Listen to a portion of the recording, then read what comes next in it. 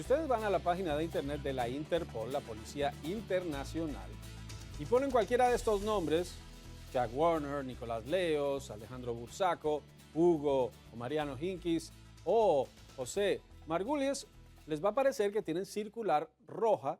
Y vamos a hablar sobre qué significa estar cubierto por una circular roja de la Policía Internacional. Hay circulares de muchos colores, pero la roja es bastante importante. Para hablar sobre el tema nos acompaña Joe Maloof, abogado constitucionalista. Comencemos con la circular roja.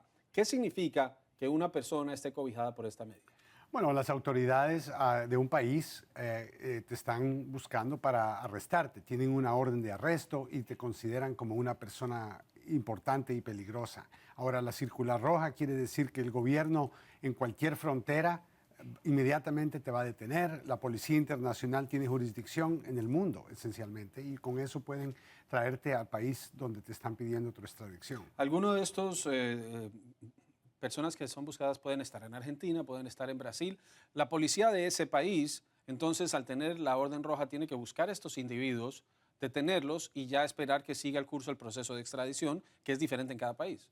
Exacto. Y no todos los países van a aceptar una petición para la extradición de una persona que esté adentro de su territorio. Tienen el derecho, como cualquier otro país independiente, de proteger a aquellos que están adentro de sus fronteras. Pero en general, si el crimen por el cual están buscando es un crimen reconocido en ese país, la extradición es un proceso que típicamente meses o semanas después causa que el gobierno del país extranjero mande o permita que aquel país que lo está buscando llegue a recoger al individuo.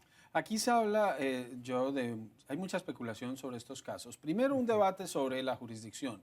Dicen, Estados Unidos alega que porque los bancos son estadounidenses, porque se usaron cuentas, porque hay oficinas, pero muchos dicen este escándalo no tocó a Estados Unidos y esto sería más una medida de generar titulares y de imponer su poder judicial en otros países.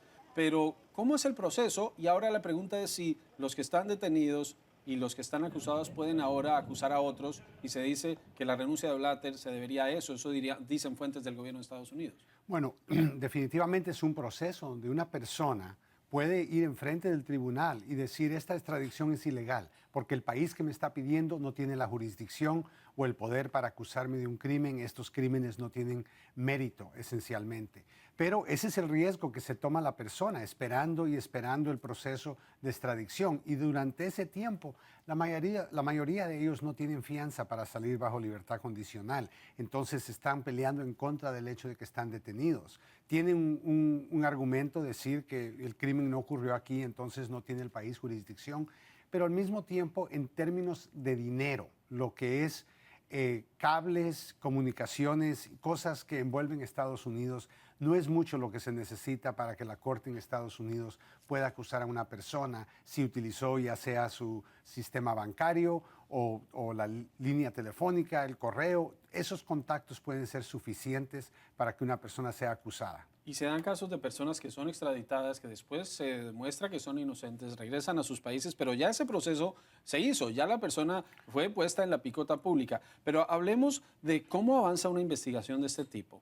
Esto se da porque hay algunos acusados que decidieron colaborar con el gobierno, dieron información. Se dice que Chuck Blazer, un ex ejecutivo de la Federación Estadounidense de Fútbol y de la CONCACAF, empezó a colaborar. Otros lo hicieron y ahora se dice que los que están ahora detenidos también lo están haciendo para ir contra peces más grandes. Así funcionan estas investigaciones en Estados Unidos. La delación es importante para avanzar y para llegar a los principales capos en el caso de una investigación. Absolutamente, una estrategia que ha funcionado en casos de drogas, en casos de fraude, en crímenes del cuello blanco, cosas en donde las personas tienen que usar la cabeza, usar la colaboración de otros individuos, gobiernos, bancos, esconder dinero, cosas que envuelven las actividades de varias personas. Eso es esencialmente lo que estamos viendo acá.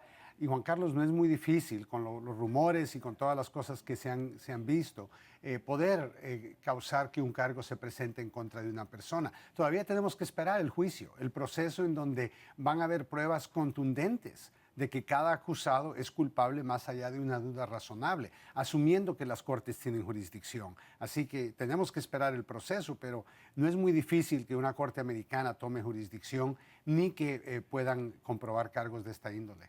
Como abogado, ¿qué tanto pesa en la realidad, en la práctica, cuando vas ante un magistrado, cuando enfrentas a un defendido, la presunción de inocencia? ¿Es realmente algo que se tiene en cuenta o pesa mucho el cargo de una acusación que viene del Departamento de Justicia y que puede tener un fiscal el interés de perseguir a un criminal, pero también de avanzar su carrera?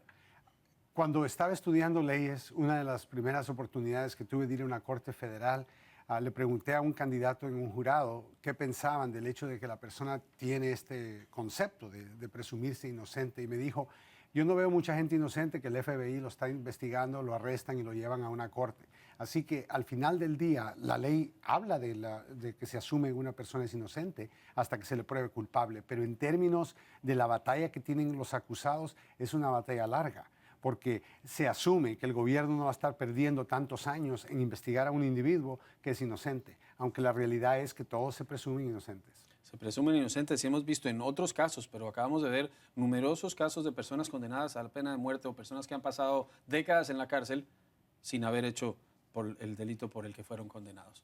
Muchas gracias a Joe Maloof, abogado constitucionalista, invitado frecuente de Directo USA. Gracias por ayudarnos a entender lo que ocurre en este escándalo de la FIFA.